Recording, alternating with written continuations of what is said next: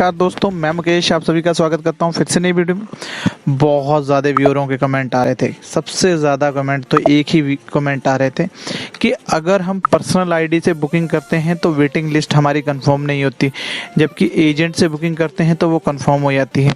और रेलवे वाली वेटिंग तो वो भी बहुत ज़्यादा कंफर्म होती है। तो ऐसा क्यों होता है?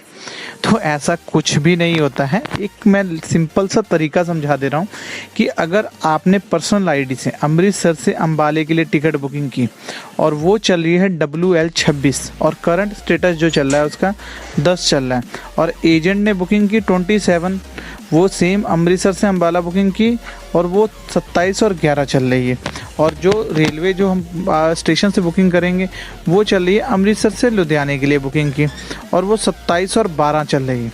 तो मान लीजिए कि इसमें से सबसे पहले कौन सी कंफर्म होगी? जो टिकट सबसे पहले अवेलेबल होगी वही कंफर्म होगी।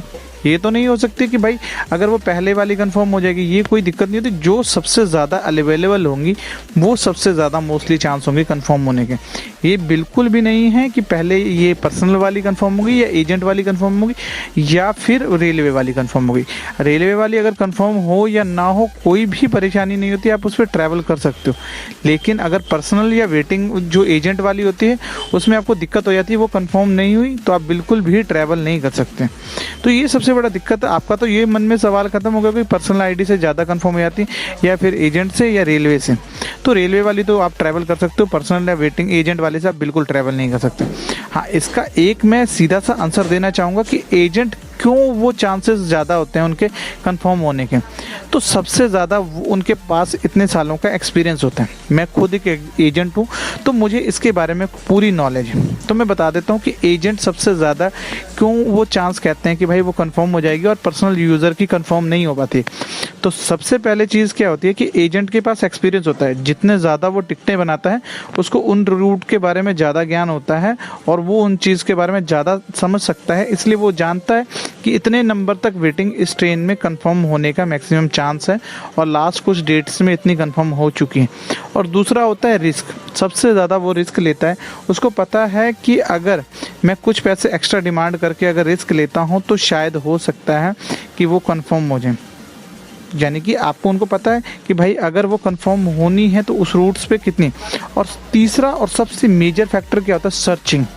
मैंने इसके ऊपर एक डिटेल वीडियो भी बना रखी है कि कुछ ट्रेनों में जब आप चेक करोगे तो वेटिंग होती है, लेकिन कुछ सर्चिंग, कुछ हम सर्च करते हैं या कुछ आगे से स्टेशन या पीछे वाले स्टेशनों से टिकट बुकिंग करते हैं तो हमें वहाँ पे सीट्स अवेलेबल मिलती हैं। क्योंकि मैं एजेंट हूँ, मैं बहुत सालों से ये काम कर रहा हूँ तो मुझे इसके बारे में पता है। तो जब भी आप सर्चिंग करते हो किसी चीज़ के बारे में, पूरा सर्च करते हो कि इस ट्रेन का रूट पूरा मैप पूरा तैयार करके उसके बारे में पूरी डिटेल्स निकालते हो तो शायद आपको कंफर्म मिल जाती। इसीलिए तो वो सर्चिंग के जो होते हैं वो सबसे ज़्यादा मेन फैक्टर होता है। और तीसरा जो और चौथा जो है सबसे ज़्यादा और मेजरली मैं भी ट्राई करता हूँ और बहुत सारे एजेंट भी ट्राई करते हैं। एक ऐप मिलती है हमारे प्ले स्टोर में, उस ऐप का नाम है कन्फर्म टिकट ऐप, यानी कन्फर्म टिकट ऐप जो आप स्क्रीन पे देख रहे होंगे। इस ऐप में आपको पिछले 4 महीने तक जो भी आपने ट्रेन टिकट बुकिंग करनी है उस ट्रेन टिकट की कैंसिलेशन डेट और कितने नंबर तक वेटिंग उस रूट की टिकटों का कंफर्म हो चुका है ये पूरी डिटेल्स में बताता है। यहाँ पे आप नीचे देख रहे होंगे स्क्रीन पे WL ट्रेंड्स दिख रहा है ना आपको, वहाँ पे आप जस्ट क्लिक करोगे तो वहाँ पे बताएगा। देखिए यहाँ पे दिखा रहा है कि ये इतनी तारीख को इतने नंबर वेटिंग कंफर्म हो गई थी। यहाँ से आप कैरी फॉरवर्ड करके वो आइडिया लगा लेता है कि अगर 10 सीटें कम हो या 10 सीटें ज़्यादा हो और कितने दिन पहले बुकिंग की गई है उसके हिसाब से वो मेन मायने रखता है कि कितने दिन पहले आपने बुकिंग की है। ये भी सबसे मेजर फैक्टर है। अगर आपने 2 महीने पहले बुकिंग की है तो मैक्सिमम चांस है कि RLWL और RAC GNWL वो कंफर्म हो जाए। हाँ, अगर आपने अभी 2 दिन 4 दिन 5 दिन पहले कंफर्म बुकिंग की है तो बहुत कम चांसेस हैं कि कंफर्म हो जाए।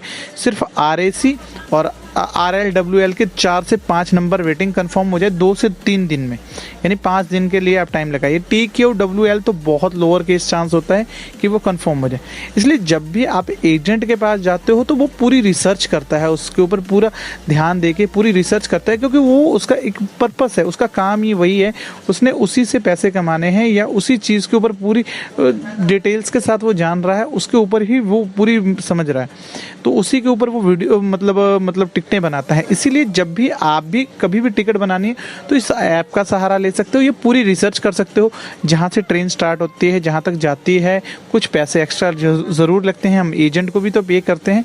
आप इतना ध्यान रखिए क्योंकि वो एजेंट इसलिए ले रहा है क्योंकि उसने पीछे से टिकट बनाई है या आगे से हाफ करके कहीं बीच में स्टॉप करके नेक्स्ट ट्रेन चेंज करके मतलब डब्बा चेंज करके या कोच चेंज करके आपकी टिकट बनाई, तो वो पूरी रिसर्च करता है, उसके पैसे एक्स्ट्रा लेता है। तो कोई दिक्कत नहीं, आप भी खुद कोशिश कीजिए, एजेंट वाली भी कंफर्म होगी, आपकी पर्सनल भी कंफर्म होगी। तो ये जानकारी आपको कैसी लगी हमें कमेंट में ज़रूर बताइएगा, और ऐसे इन्फॉर्मेटिव वीडियोज़ के लिए चैनल को सब्सक्राइब कर दीजिएगा।